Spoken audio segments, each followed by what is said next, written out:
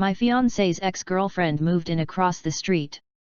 My fiancé, John, and I have been together for 3 years and are planning a wedding for October next year.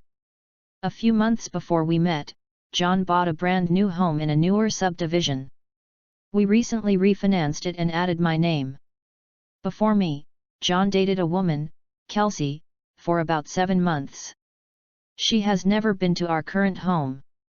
From what he's told me, they broke up when he decided they weren't as compatible. The breakup was rough to the point where he and neighbors called the police when she wouldn't leave his front yard and was screaming at 10 p.m. at night. This is all from what he and his sister have told me. I don't have a reason to not believe them. I've only had a few coincidental run-ins with Kelsey. We never spoke up until now. Kelsey has bought a house in the same subdivision that we live in. We even share a blind alley. John insists he's never told her where he lives and hasn't spoken to her since the night he called the police.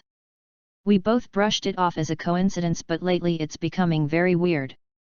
Here's why: I work for a company that allows me to work from home 3 out of the 5 days. Our home is a ranch and my office window faces the street. I'm not sure what Kelsey does for a living, but she does not work during the day. From about noon until 3, she spends her time walking up and down our street. When she passes our house, she doesn't take her eyes off of it. It's almost like she can see me in the office.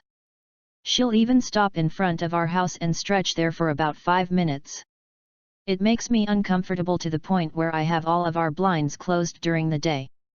I understand the need for exercise, but she walks for 3 hours just going up and down our street. Another issue is when either John or I are outside with the dog, she'll let her dog outside and it will come sprinting to our yard. This causes her to come and get her dog. Every time she says, "I'm sorry, we're still working on training."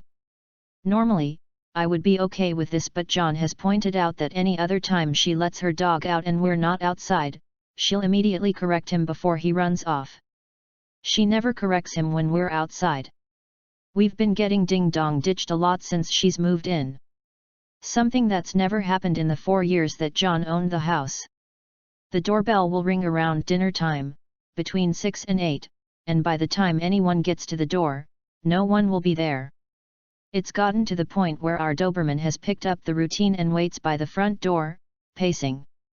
The last issue, which I believe might be illegal, is that our mail seems to go missing for a while and then pop back up. What I mean is, Kelsey will knock on our door and say that she received our mail and is just returning it. This has never happened with the previous owners in her house. We don't have a new mail carrier either. It seems to happen once a week and she'll always bring it on a Friday night. Based on the date on the envelopes, we can tell she's been holding it all week. This has pushed John over the edge because she had our water bill, which resulted in us being 2 days late on the payment. John is neurotic when it comes to paying bills.